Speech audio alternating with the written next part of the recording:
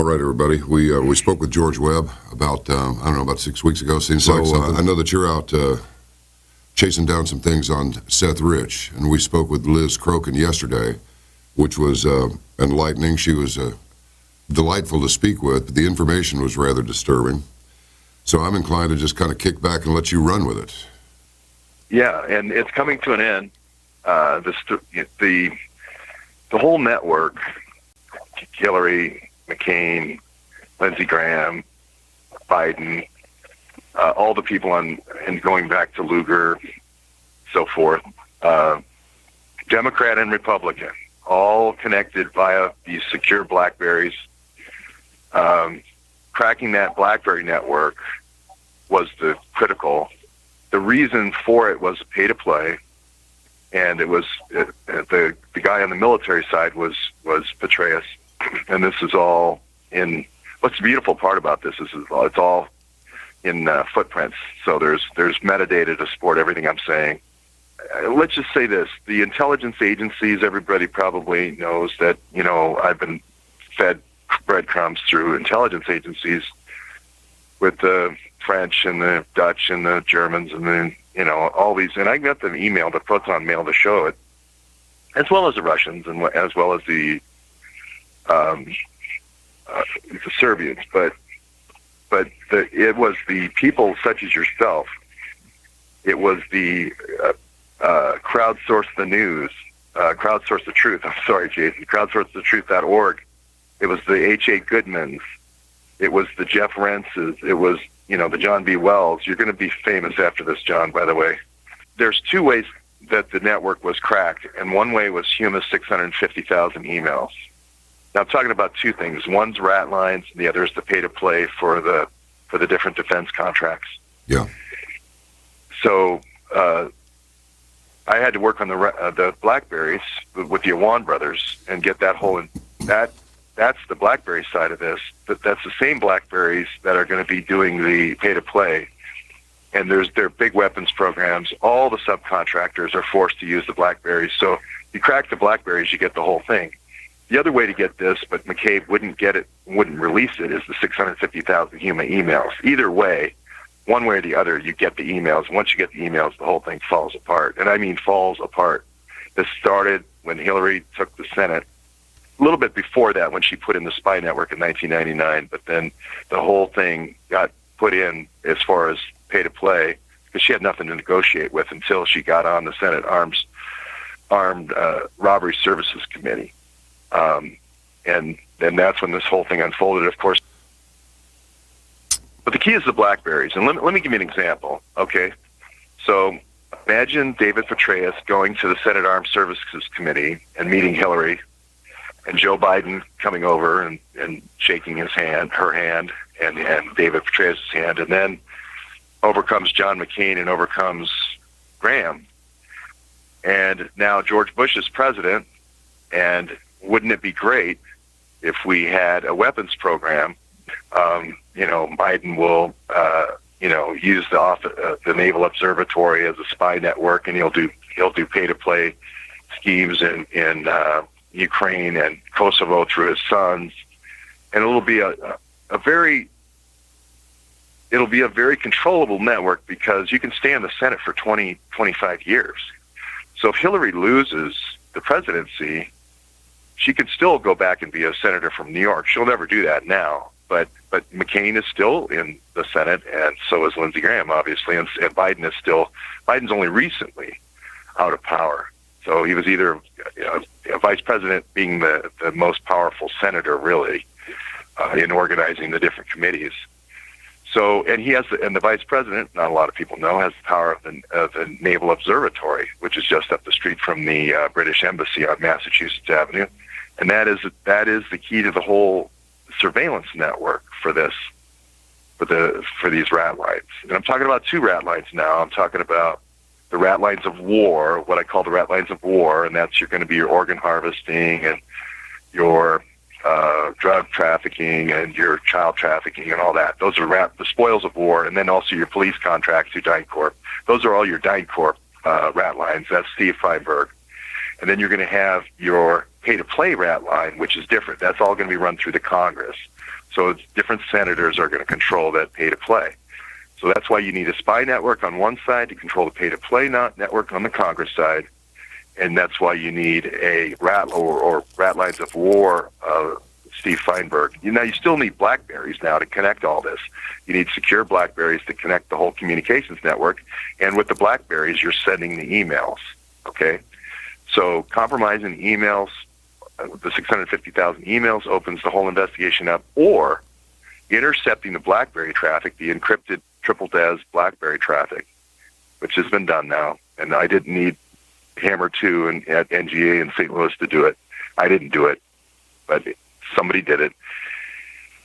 And that cracks the network as well. So even if McCabe sits on the 650,000 emails, you still crack the network by cracking the triple DES. And that's it. I mean, Clapper puts the whole thing together. It's a beautiful system. It's ingenious, actually. I still say, I know people want to degrade him, but he's a genius. Brennan is his dimmer, but Brennan's pretty damn good as well. And it's their network. They put the whole intelligence side of this network together. And all the way back to when Clapper was at NGA. Clapper is really the architect of the whole thing, and it's a beautiful network. But it's a thing of beauty. But who's the genius? Clapper. Oh, Clapper. I believe Clapper's the genius. Because Clapper, before, you got to realize, he was all the way back to Vietnam as the Air Force general. So he's going to be the guy who's using the Air Force equipment to fly everything around. He's going to be the guy who thinks up, flying stuff into Offutt Air Force Base in Omaha. He's the genius of the whole, I would say, logistics. He's the FedEx of this whole system. And he came up with a covert communications network using these BlackBerries. McCain's going to be your key funder of RIM in the Congress. Yeah, so everybody's playing a part in this Shakespearean play, and the way you have to have it that way. Hillary isn't doing everything. If that were true, Hillary would be the most amazing person ever. It is a conspiracy because it has to be. It's too complex for just one person. So Lindsey Graham has to be the guy who attack dogs anybody in the Senate who gets near this story, right? So he has to run out into the Senate foyer there at the hard office building and do the diatribe against whoever starts getting close. So everybody has a role to play, and it's lasted now, I think, ever since, well, at least since 1999. So, and there's a presidential directive, and just for people who are now saying this is the craziest story I've ever heard, just go to my website or Google Presidential Decision Directive 62 to create a union between the FBI and the CIA, signed by Bill Clinton in May of 1998.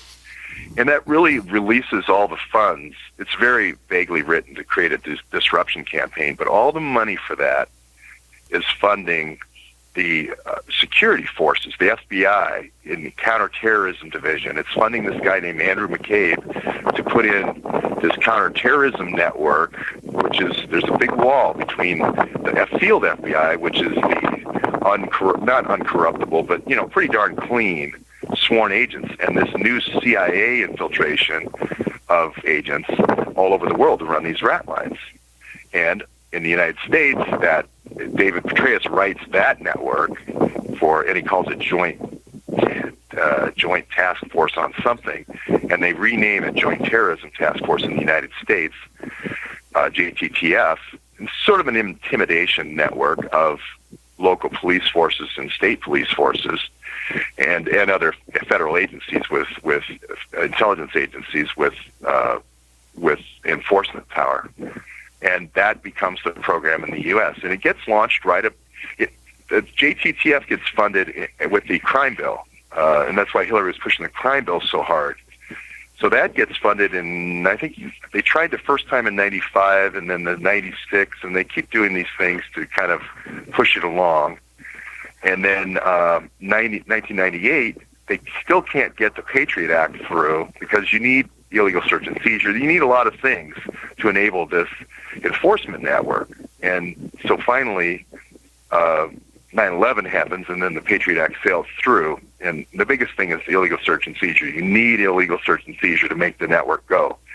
But they were trying to do it with executive orders bit by bit. So you're going to start with presidential decision directive about 62, and you're going to see a 63 that does a little bit more, and a 64 that does a little bit more, and 65. But they couldn't get there. They couldn't get that Fourth Amendment out of the way. And then they finally, with 9/11, was the perfect coincidence, because then they got the Patriot Act sailed through. And if you look at the 28 pages that George Tenet suppressed as director of the FBI out of the 9/11 report, it basically is the blueprint. You know, we're going to have fusion centers in every state. We're going to have a Department of Homeland Security. We're going to fuse all the data from local, state, and federal. I'm going to walk away from this barking dog. We're going to fuse all the data together in these fusion centers. Well, if you look at Doug Valentine's book, he wrote a book called Phoenix Project. It's just a redo of the Phoenix Project, which is you first start with a headquarters and start with regional offices, the torture centers, and then you fan out from there, and then you develop an enemies list. That's just how the CIA does things. And the same thing has happened. So deplorables in the United States, the translation is deplorables. So the enemies list or the kill list in Vietnam, in Doug Valentine's book, is now just translated to deplorables. And that's Hillary's deplorables plan. So, and instead of outright, kill squads, you're going to have soft jihad. You're going to have opiate targeting. And it's going to start with veterans. You're going to take out veterans, gun owners, et cetera, but people who are, kind of sticking up for the Constitution, et cetera. You're going to mock them as well, because you want anybody who says anything about the Constitution to be mocked, because the Constitution is your enemy in this little 1984 private security network. And I know that's a lot of words, and that's why it's hard to get all in one go. And that's why I break it up over 221 days. And it's a lot of videos. It's 700 videos, but it's really more like a tour de force, really. And it's really done by the American people and a very small group of committed searchers that put this thing together. I would say less than 1,000 people. So there is a cabal, and the deep state would be Clapper, Clinton, Comey, and who else? Well, McCabe's got to be in there. You've got to have McCain in there. You've got to have Lindsey Graham in there. You've got to have Biden in there. You're going to bring new people in as new senators come in. So like a Ben Sass, you're going to bring a Ben Sass from Nebraska in. The real action is in the Senate, and the real boys club, and Hillary kind of broke the ceiling in that boys club, is the Senate Armed Services Committee and the Senate Foreign Relations Committee. The Senate Foreign Relations Committee is going to be all your oil plays, your gas plays, your mineral plays, all that stuff, USAID plays, that sort of thing, and then arms deals, and then your that's it, and then that's. You got to get to the Senate when you get over to the Senate Armed Services Committee, that's going to be all your arms deals, which is just as lucrative, if not more lucrative, than the resource plays from the Foreign Relations Committee. And that is actually how it works. And so you have to control that Senate Armed Services Committee if you want the pay-to-play for the weapons contracts. You have to control that Foreign Affairs Committee if you want the mineral, oil, gas, resources play. That this is what's going to happen. A church committee type of situation is next step. That's the only recovery from this to get the public's trust back. Have you discovered anything that suggests a direct threat? I don't mean something done by the lame media. I'm talking about a direct threat against this president. Yes, that's the Kim.com thing. That's the Pompeo thing. So apparently, if you believe the Pompeo story in New Zealand, Comey goes down there with McCabe to meet with Five Eyes. The reason why you want the Five Eyes being New Zealand, Australia, Canada, British intelligence services. And the reason why you meet with them is you want them to validate. You want to hit whatever you say the next day with a validation stamp and go, I've never worked with a finer intelligence professional than James Comey, that kind of thing. But everybody has to be ready to go with the cameras when you do this. But then you come out and you say, whatever it is, we're going to say Trump, leaked information or did something, and he needs to be impeached. We need to call for impeachment. Then they're going to go around the Five Eyes and say, we need Senate committee. Now Bob Mueller's the special counsel. Bob Mueller's going to call all the conspirators. So all the Five Eyes come out, stamp it, and now we we make a big public hearings, just like Watergate, and you bring in Kim.com, and he says, I knew Seth Rich, blah, blah, blah, and that's a nothing burger. But really, it was the Russians, so there's going to be some kind of coaching or whatever. They're going to bring back the Russia narrative.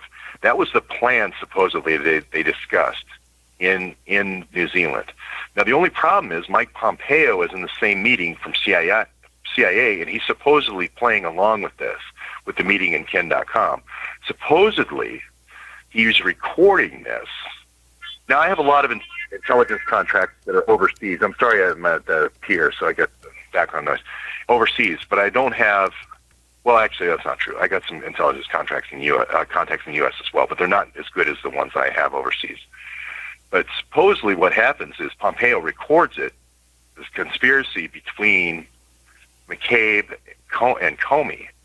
So as soon as he finds out that information, he wires it back to Washington, SCIF, secured communications, but then Comey is fired while he is away in L.A. giving a speech. His office is ransacked. They collect all the information. They've got the whole rat line now.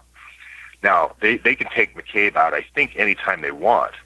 But I believe there's some negotiations going on back and forth now about trying to keep McCabe. So that's the whole overthrow. The overthrow was have this, Lindsey Graham and McCain come out and say, this is just one, hurdle too far. I have to go along with impeachment. My moral crisis is such that I have to, vote for impeachment. And if it got to the Senate, but the House would be fairly quick in getting the required votes to impeach, and then the Senate you'd have all these, hand-wringing, but then they would impeach Trump and put in Pence. So it was going to be a soft coup. It wasn't going to be a blood coup or a wet coup. But now it's looking like the conspiracy is falling apart because McCabe, I believe, was in that same New Zealand meeting. He might not have been. So now blood coup becomes much more realistic, and this is easily done with a fence jumper at the White House. Secret Service just looks the other way, and there's a fence jumper that's supposed to try some doors, tries the one door that gets in and goes into the bedroom and shoots Trump. So, or there's a million other ways, obviously, but that's the fence jumper is the one that the public seems to accept, that for some reason somebody can climb an 8-foot fence in the most electronically surveilled space in the United States. Sure, they're already cranking the narrative out. And be there 15 minutes to try every door on the outside. Yeah. Oh, brother. Yeah. All right, well. And there's really no defense. There's no defense against that. So. Yeah, I think there is. Send somebody a message, but that's just me.